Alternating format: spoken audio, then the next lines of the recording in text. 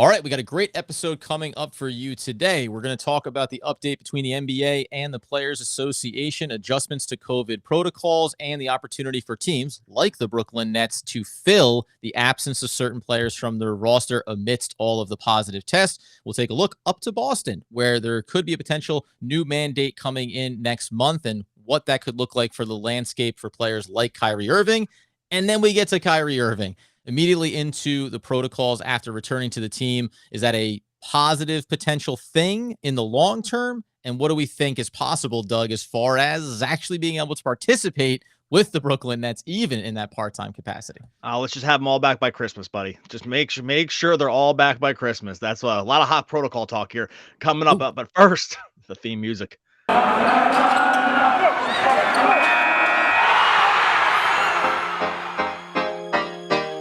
You are Locked On Nets, your daily Brooklyn Nets podcast. Part of the Locked On Podcast Network, your team every day.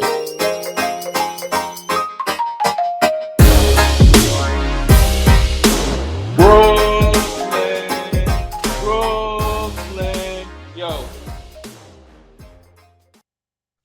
What up? It's the Locked On Nets podcast on the Locked On Podcast Network, your team, the Brooklyn Nets, every single day. Over there, you're going to find Blue Checkmark Certified Fresh, Doug Norrie, owner-operator DFSR, for all your daily fantasy sports rankings, FanDuel, DraftKings. If you need your daily projections, he's the guy to go see. I'm Adam Armbrecht, covering the New York Football Giants for the One Giant podcast, and thanking you for making us your first listen of the day and letting you know that today's episode is brought to you by Truebill. Truebill is the new app that saves you time and money by helping you identify and stop paying for the subscriptions that you don't want or need, and can even negotiate for a better deal on the ones that you want to keep. Doug, we come in amidst no NBA basketball, not just for the Nets, but for a lot of teams around the league, but some time to fill. Thankfully, we have plenty of things to discuss. There's a potential adjustment that's coming between the NBA and the NBA PA. There's also some news out of Boston that we can kind of contextualize for what it could look like potentially in New York should it go that direction. But first and foremost, Doug, let's really break down the Spider-Man No Way Home, because we had a heck of a time, and this is what the fans want to hear. Yeah, Adam and I spent the day, no Nets playing today or tomorrow, and we went and watched the movie during the day. That was how we spent our time, like a couple of real adults. The 2:00 Monday afternoon showing of Spider-Man No Way Home. Now, look, no basketball, not as many games, a couple games canceled, but no real updates on any more postponements after we podcasted yesterday. So still a bunch of players entering protocols, some players clearing protocols, so you're getting teams that are in different states of flux right now in terms of who they have in or out. I don't believe any Nets as of this talk have cleared protocols yet. So whether that happens today, they have to test twice negative in a row to come back. None of them, not Kyrie. He needs to test longer because he's unvaccinated. All the rest of them though need to do it, but they have not clear protocol, so that's where we still are. Game's still postponed, even if they all cleared anyway. So that's that's where we are. That's where we are now with the Nets, which is to say, kind of the same as yesterday. Okay, kind of nowhere. As it stands right now, the game on the 23rd against the Trailblazers is listed as active and available to be played, but that's obviously subject to the Nets getting themselves out of it. Now they're going to play. I'll just say they're going to play. They're definitely playing that one. Like, yeah, go ahead. No, and here's probably the reason why, right? So we have a couple of things we want to get to in terms of updates. We talked last episode about this direction that the league could be heading when you think about making it easier for vaccinated players that have positive tests but are asymptomatic being able to still come back and play. So this comes from, to credit it, from ESPN Tim Bontemps, who basically broke down the new agreement. Shams Charania also reported this as well, so you get it from a few different angles, that late Sunday, you started to see between the NBA and the NBA PA instituting what would be a new opportunity to replace players that enter into the COVID protocol. Teams will, inside of this, anyone who tests positive or inconclusive test can now sign up to 10 replacement players through mid-January, and also including the 3 replacements through the hardship exemption, which the Nets have already done with Langston Galloway, Shaq Harrison, and James Ennis. They're also reportedly going to be adding Wenyen Gabriel as well. So this looks like the first step from the NBA standpoint of how do we navigate what's going on right now, massive spike in cases. The short term, I think probably the quick solution is to say, let's open it up and make it possible for teams to just bring in one-to-one. If a player tests positive and enters protocols, you can immediately sign a player to replace them. And it also goes on to indicate that if you end up having, as this crops up, for each positive test COVID-19 that props up, you can also end up, if you have 2 cases, you sign 3 positives for at least 3 if you have 4 positive cases. So it has to be within a 1-to-1 ratio every time that you end up having a positive case come up on your team. Let's just start there, right? This is obviously, we knew something had to happen, and this at least is going to make it viable in the short term for the NBA to avoid having to postpone or reschedule games. Right. So yeah, it's right. That's the first step. The first step is to make it so that that you're not down to 7 guys or 8 guys and then waiting to see if one guy's just banged up and can't play or someone else goes into COVID protocols. You're having this like sort of like new wave of players. They're going to all come in all at once to these different teams and just be able to fill in the gaps. And they lightened around the 2-way contracts between moving back and forth between the G League. So you're not going to have to worry about that, because sometimes that's a pain for teams where they don't want to, you can only move them back and forth a certain amount of times. And so, and you could hear teams talk about this. It could be really tricky sometimes between how many times you can move them before you need to guarantee the contract. So anyway, none of that stuff's going to have to, they all kind of came to an agreement about that. So no more postponed games. And that's a good first step. I don't think that's the solution, because one, teams are not going to want to do this in perpetuity. They're still the money doesn't just get, float down from the money tree. Like, they still have to pay each one of these players. It counts against the cap. And so go ahead. And let's round out here quickly. I know, and I'm going to be a little bit long-winded here just to round out some of the other bullet points of it. Came through The Athletic as well. Replacement players must be made available quickly, with teams required to add players by the start of their first game after being allowed to sign a replacement player. Replacement players won't count towards the team's yearly salary and won't add to its potential luxury tax payment. That carries So, and this is all stuff that's literally been coming out, wave by wave.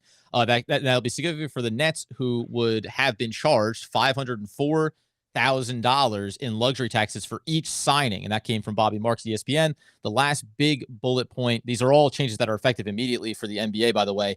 It also scraps the limit on the number of games two-way players can be active on an NBA roster. There had been a 50-game limit for two-ways, like Kessler Edwards, David Duke Jr., when we talk about the Nets specifically, and that'll no longer exist. The players will get paid an amended rate if they wind up being active for more than 50 games this season.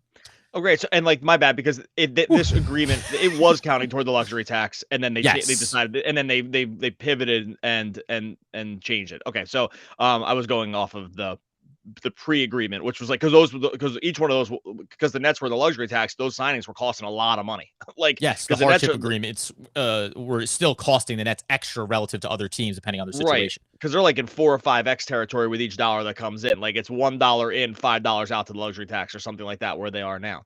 So anyway, this is good in the sense that no more postponed games, a little more stable, in quotes, roster, because you have enough guys. And I think what this probably does, if I'm just theorizing, is that this kicks the testing can down the road a little bit, but they're definitely going to have to revisit that also. Like, I think that this doesn't change my mind about the testing, the dialing back the testing a little bit around asymptomatic players like the NFL has done. This just gives them like another week to not have to make a decision about it, right? And like hope that the caseload kind of drops a little bit, the optics around it look a little bit better, and that's kind of it. Like, I still think they're going to do this, because there's no chance that they're going to go into March, April, and then getting close to the playoffs with the same policy.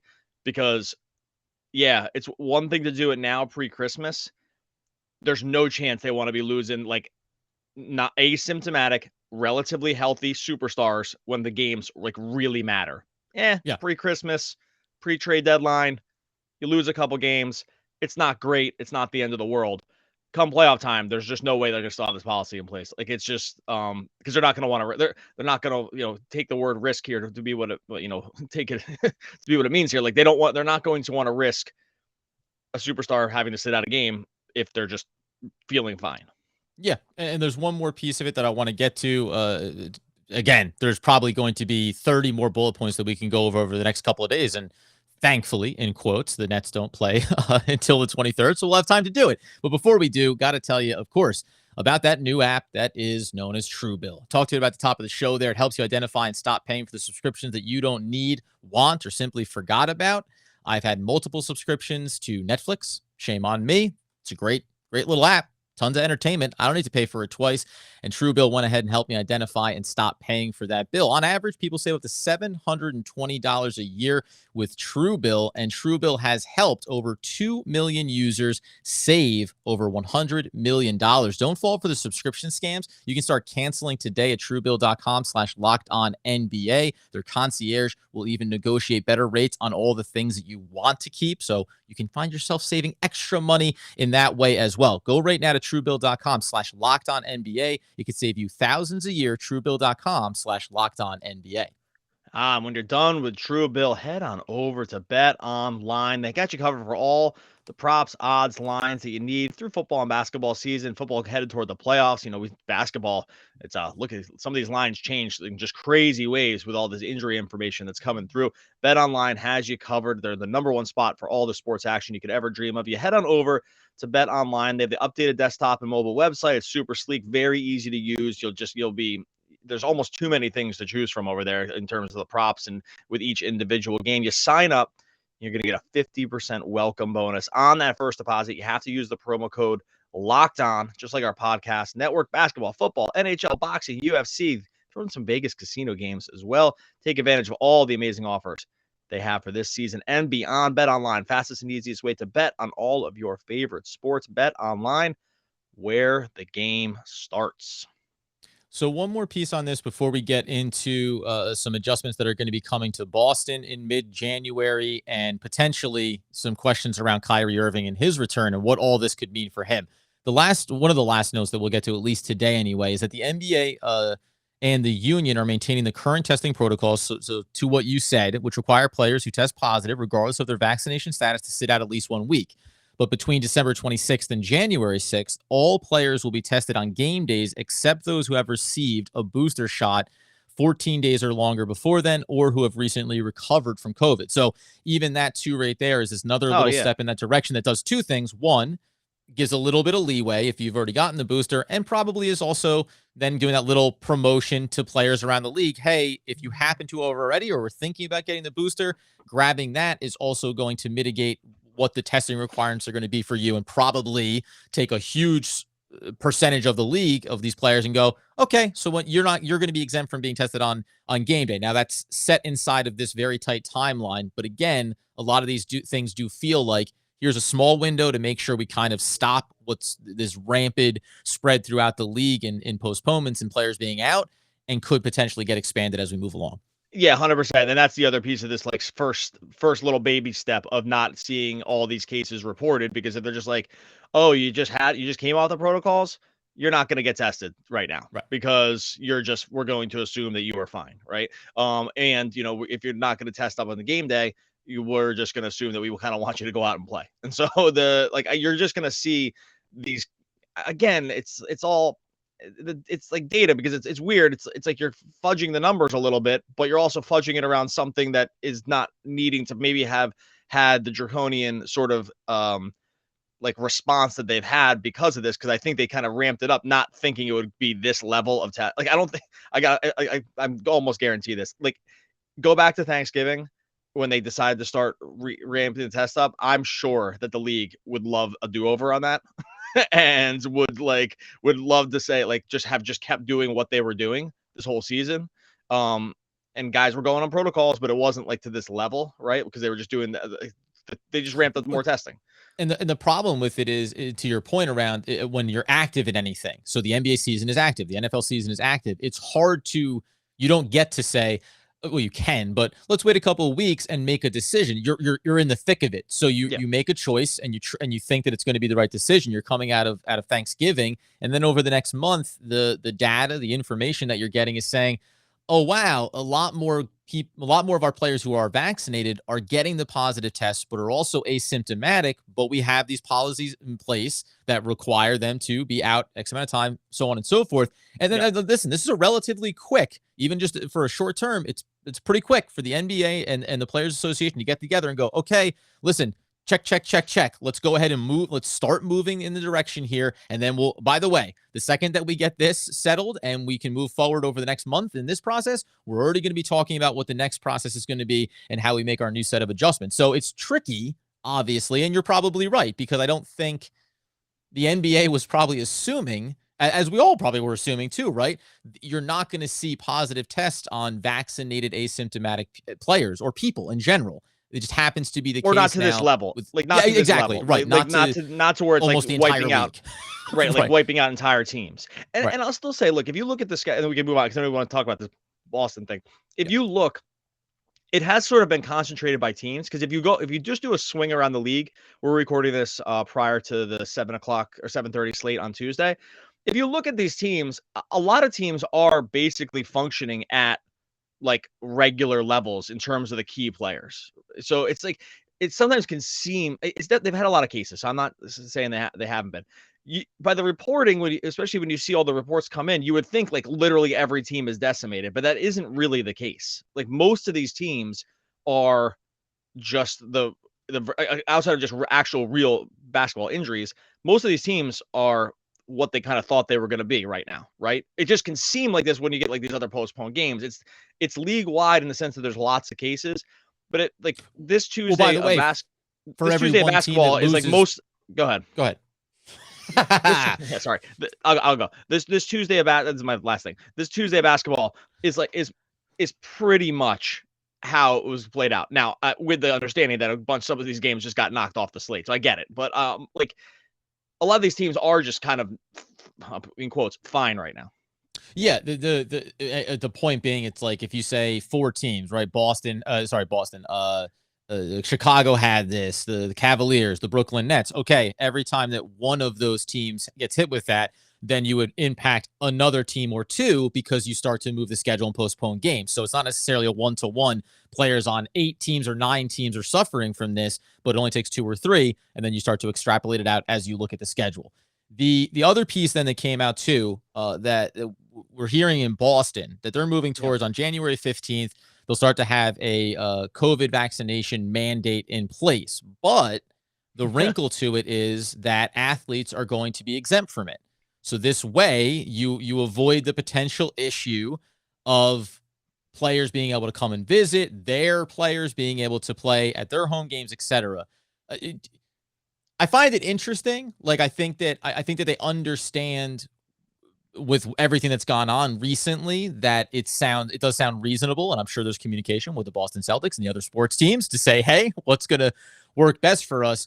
Do you find it at all interesting, though, that if they're saying there's a COVID vaccination mandate, that communicates that there must be X number of players, whether it's the Boston Celtics or other teams there, that are unvaccinated, and they're trying to just be able, and I'm not judging it, but like they're trying to be able to step around that potential pitfall that it would create for their sports teams? Well, like my eyes want to roll all the way back into the back of my head with stuff like this, because it's just like all crazy. My initial reaction was, oh, they're just doing it to troll Kyrie for leaving, because like that's and we'll get to that in a second. I was like, well, you know what, this will teach you to have left. You should have stayed and resigned with us like you said you were going to. No, I mean, it's hilarious, because like, what world do we live in where it's like, hey, everyone's got to do this thing, but hey, you know what? Because you play sports, you don't have to do it. It makes no sense. By the way, I'm fine with it, because it's just, I think they should all just be playing. If everyone has made their choices up until this point, made your choice and just kind of move on. Like, that's kind of where I land with some of this stuff. So I'm totally fine with it, but it's just so hilariously funny that it's like, yeah, it's a super dangerous, except for the athletes. That would be a bummer to have them miss games. Like, we can't have Tatum missing a game. So, or like whatever. Well, he's probably vaccinated. I don't know. But like, I just find it to be sadly hilarious that this is the state. Now, if it's going to move other places to feel more comfortable to do the same thing, I'm here for it, because I want Kyrie to be able to play at home. Like, so I don't know. I feel like I could go 20 straight minutes on how hilarious this is. Because like, to make a rule that like applies to some but not to all. And Well, I Adam do knows this find kind of thing specifically just triggers me right off planet Earth. But yeah, like that's mostly where my thought process is. and it is like I'm not again. I'm not judging it in any one way or the other. But my knee jerk reaction is like this. Well, it feels like you're swinging the pendulum here, Boston, and it could have been any city where you go, that's it, mandate in place. But also, like we're taking into account this very specific thing and saying, except for you guys over there, you guys are obviously fine. It's just like you're it's famous. Why would you think this applies to you? Which is an odd approach. By the way, I'm just gonna couch this like I'm anti-mandates. Like I don't think any of the mandates should be there. So this is not me saying it's a bad. This is not me saying it's a bad rule. It's the same thing that happened in the city, right? In New York, when they said this mandate is going to go into place, it's just that we've talked about this previously and at the time and what it meant. Obviously, Kyrie wasn't going to be able to be a part of the team to start the year based on the Brooklyn Nets decision. Okay, but it was this idea of, man, something here doesn't add up if players that come from visiting teams that are in the same position as Kyrie, they get to be a part of it, but the guy that's here doesn't. And that's it. The same lack of logic applies to this in Boston, where you go, well, you're setting in a mandate, but you're also setting parameters about this very select group. It's do whatever you want. If you handed these rules in as a school assignment, like your professor or teacher would just hand it right back to you and be like, you didn't understand it. Like I don't think you understood what we were. Like they would just hand it. I used to teach 5th grade like decades ago. If a student came up with like a plan and this was what they handed in, you would just say, hey, okay, you see how you're wrong about this, right? Like, and you just hand it right back to them. It's like, it's completely crazy. Anyway, let's right. we can move into some of this other stuff, but it's just like my overall thought process on this is, if this is what's going to make a new, a new political regime in the city under Eric Adams kind of rethink this thing, or if it's going to be, a first step in having it just be applied to the Nets also, I'm vote yes for it 1,000 times. Like if that's just if this is the world we live in, like then I vote yes to have it also be the case for Kyrie. And this is the piece. We're going to get into Kyrie Irving here and obviously him coming back to the team. And a question that I want to pose to you. Got to, of course, remind you, thanks for making us your first listen of the day. Free on all those great platforms. We hope that you are continuing to enjoy us. And as I know, you listen to podcasts for the power of knowledge, Doug knowledge, nonetheless. We call it Doug Nuggets here. But you can also be switching over to Boost Mobile for the power of saving money. Get 3 unlimited data lines for $30 a month per line and free 5G phone when you switch, so you can get the latest episodes of all your greatest podcasts on that 5G network. All on America's largest 5G network, by the way. More power to save. It's Boost Mobile. Free phone limited to new customers and 1 per line. Additional restrictions apply. Offers and coverage not available everywhere or for all phones or networks. See boostmobile.com for details. Now, the last piece of it is I'm gonna table what's going on in Boston. Maybe there's potential for that, and that would be great. But Kyrie Irving comes back to the Brooklyn Nets, immediately tests positive, immediately enters protocols.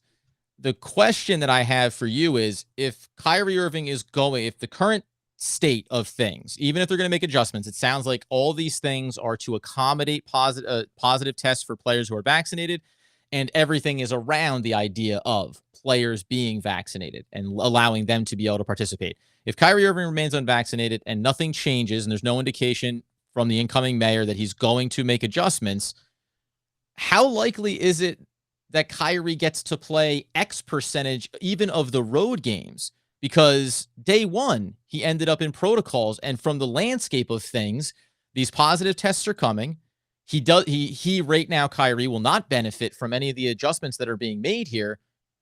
It just seems like anyone is going to be getting these positive tests. And every time that he gets it, he's going to go into the long-term protocols. And I don't think that there's going to be changes to that specifically for unvaccinated players. So if it hits at the wrong time, he'll miss 4 or 5 games because they happen to be on the road. If it happens one more time, it'll hit again. I do wonder, to unfortunately put a little bit of cold water on Kyrie's return, how much are we going to get in his return? Yeah, I mean, I don't know, man. It would seem like starting now, it's not going to happen at all, because it feels like, if this stuff's just going to keep, people are going to keep testing positive, and he's going to be, and he's definitely subject to more scrutiny around this for sure. So when that's the case, it's just more chances to test positive. I mean, that's kind of fuzzy math, but like in general, it seems like it's fraught with, a moderate amount of peril here. At the same time, I'm hoping that, these other things that just, because you don't just, get it right away once you had it again, right? Like, I'm pretty sure that's been pretty So much the catch a case. gap somewhere in there. Yeah, like there will just be enough of a gap that I think that maybe, oh God, I hate saying stuff like this, but like it was the time. Okay, I'll put it this way: the timing around getting it was good to have it to get. If that's going to be the case, getting it now and entering protocols now as you're trying to ramp up to come back and play. You'd rather have it happen at the beginning than in the middle, right? So, I think from And we're that couching standpoint, these with all the disclaimers of everyone being healthy, everyone being yes, okay, of course. asymptomatic. We always say that, and let's just I would hope that goes without saying. Obviously, a part of it should be understood. Yes, I would hope. I'm gonna say it, but I would hope that goes without saying. Like I'm pro health first, and then everything else, right? Like that's right. It's a controversial opinion. Notoriously pro health. Yeah, not if you looked at me, but like just in my mind, Right. the way I think about it, not like the actual doing anything about it. But yeah. So I think that trying to guess around it. But I think it's actually going to be, because we know that there's other unvaccinated players in the NBA who have been mostly playing up to this point, right? And so like they're just not at 100. We just know this because the vaccination rate among NBA players is not 100%. It's close, but it's definitely not 100%. There are players out there that remain unvaccinated, and they've been able to continue playing here for the most part. So that if you just want to base it on that, then you would say, oh, we have a good chance to get a pretty good stretch out of it. And that's just basing on what had happened before. And if they also go with the thing where I said, like, they might dial back the testing a little bit, right? So like, if those two things kind of dovetail together, I think I'm not so concerned that it's even more up and down than it already is going to be with not being able to play the home games. And by the way, again, all these things being considered, you still take the shot. Like we said it last episode, right? Like you still take the opportunity to bring him back. And Steve Nash actually made the comment where they mentioned about continuity. He's like, I think that goes out the window at this point. He's like, look what's going on right now. Like, we just played the last 3 games. We had Kevin Durant for 2 of them. Then we didn't have him. We're missing all of our starters. We're playing all of these rookies. Like, this is the landscape that we're in. And we mentioned it last episode, but it's worth reiterating around Kyrie that part of this, I think, made it easier for the Nets to evolve on their decision, because if they were concerned about continuity, it kind of doesn't matter anymore right now, because everything is just so topsy-turvy for their organization, and then everything else you take into consideration. But hopefully it does work out, and I think maybe you're right. All things being considered, getting into protocols early and then coming out of them, and maybe that gives you the longest stretch to be able to be a part of the team and play in those road games. And then, listen, something's going to come up. This isn't going to be the last episode, not about Kyrie, but just the NBA in general. Something new is going to come up. It's the way the last 3 years have been, that things keep coming up, and you have to roll with it. Yeah, that's just where we are. Like, and every day you think that there's not going to be something that goes on, then all of a sudden there's a piece of news, and who knows? We'll probably be talking sometime like Kyrie was just been vaccinated the whole time. That'll be something that comes around. Like that we're in such a crazy. I'm saying that in jest, but like but at this point it wouldn't would anything. I guess my point is, like, would anything shock you, Kyrie or otherwise? Like, it was just nothing will shock you at this point. Yeah, like we've just been we dealt with more storylines that have never come up around sports in the last 2 years with this stuff, that you really just do need to be prepared for anything. So that part I was just using to say about the absurdity of it all.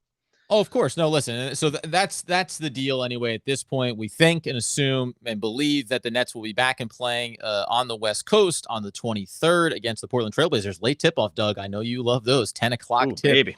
Enjoy it. And in the meantime, of course, you head over. You've been enjoying making Locked On Nets your first listen of the day. Make the second listen to Locked On Bets with your boy Q, and expert analysis and insights from Lee Sterling. It's free and available on all those great platforms. And get over to YouTube, like we've been saying every episode up on YouTube. Great numbers over there. Best week ever that we had on YouTube was last week. Continue to grow, so really appreciative. I'll put the link to the Locked On Nets YouTube channel in the show notes. And of course, as we leave on a high note, is this the end for Spider-Man? Stan Lee. Oh, one of the all-time great poets. It was such a long pause there. I was wondering if it was... That's dramatic effect, Doug. I learned it from the films, I actually had to look back up because I was wondering what was going on. Yes, one of the all-time great poets. We will be back again tomorrow talking more Brooklyn Nets basketball.